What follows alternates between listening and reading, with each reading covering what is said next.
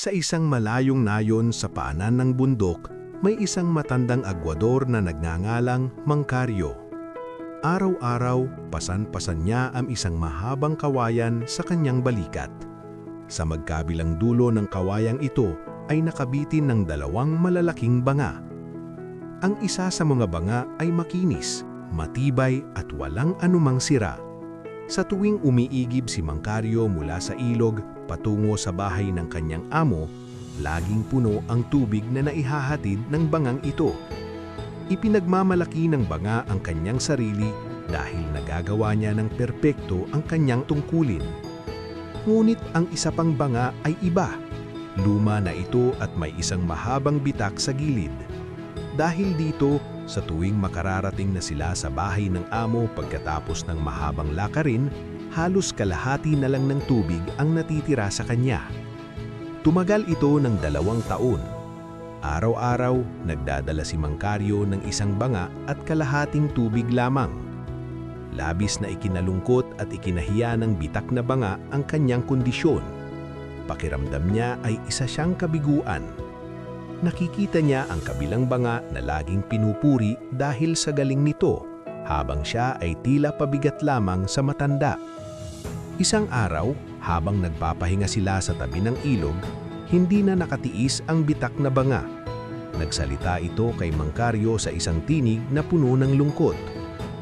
"Mangkaryo, simula ng banga, nais ko pong humingi ng tawad sa inyo." Napatingin ang matanda at nagtanong, "Bakit naman? Ano ang ipinahihingi mo ng tawad?" "Dahil sa aking mga bitak," sagot ng banga. "Alam ko pong nahihirapan kayo. Nagbubuhat kayo ng mabigat pero kalahati lang ng tubig ang naiuuwi ko dahil tumatagas ito sa aking gilid habang tayo ay naglalakad. Sayang lang ang inyong pagod. Hindi ako karapat-dapat na maging kagamitan ninyo. Dapat na siguro akong itapon." Napangiti ng may pagmamahal si Mangkaryo. Hinaplos niya ang lumang banga at sinabi, "Huwag kang malungkot. Sa ating pagbabalik mamaya sa bahay ng amo, gusto kong aminin mo ang isang bagay. Gusto kong tingnan mo ang mga bulaklak sa gilid ng daanan." Nagtaka ang banga, pero sumunod siya. Habang binabagtas nila ang mainit at maaalikabok na daan pabalik, tumingin ang banga sa ibaba. Doon niya napansin ang isang napakagandang tanawin. Sa gilid ng landas, sa mismong tapat kung saan siya nakabitin, ay may mga hitik na hanay ng mga ligaw na bulaklak. May mga dilaw, pula at asul na bulaklak na sumasayaw sa ihip ng hangin. Napakaganda nilang tingnan at tila nagbibigay buhay sa tuyong lupa. Nang makarating sila sa itaas, muling kinausap ni Mangkaryo ang banga. "Nakita mo ba ang mga bulaklak sa gilid ng daanan?" "Opo, napakaganda nila. Pero humihingi pa rin ako ng tawad dahil may tumagas na naman na tubig mula sa akin." Umiling si Mangkaryo at ngumiti ng mas malawak. "Hindi mo ba napansin?" tanong ng matanda. "Ang mga bulaklak ay tumutubo lamang sa iyong panig ng daanan. Wala ni isang bulaklak sa panig ng makinis na banga." Natigilan ng banga. Nagpatuloy si Mangkaryo, "Matagal ko nang alam ang tungkol sa iyong bitak. Sa halip na itapon ka, sinamantala ko ito.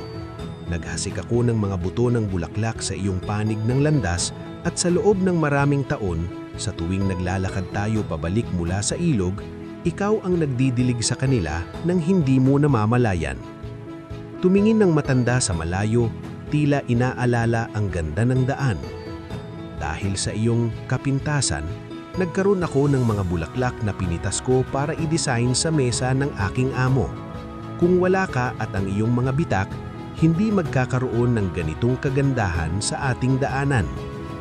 Doon lang niya naunawaan na ang kanyang kahinaan ay siya palang naging lakas para makapagbigay buhay sa iba. Hindi siya perpekto, pero siya ay may halaga. Ang aral ng buhay. Lahat tayo ay may kani-kanyang bitak o kapintasan.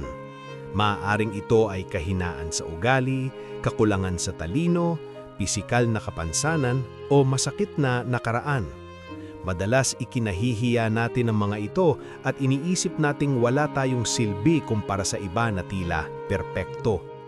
Ngunit ang kwentong ito ay nagpapaalala sa atin na, una, may layunin ang bawat isa. Ang inaakala nating kahinaan ay maaaring gamitin ng Diyos o ng tadhana para makagawa ng maganda sa buhay ng iba. Ikalawa, huwag ikumpara ang sarili. Ang bawat isa ay may kanya-kanyang papel. Ang makinis na banga ay para sa tubig, ang bitak na banga ay para sa mga bulaklak. Parehong mahalaga. Ikatlo, pagtanggap. Kapag tinanggap natin kung sino tayo, kasama ang ating mga sugat at pagkakulang, doon natin makikita ang tunay na ganda ng buhay na nanggagaling sa ating pagiging totoo.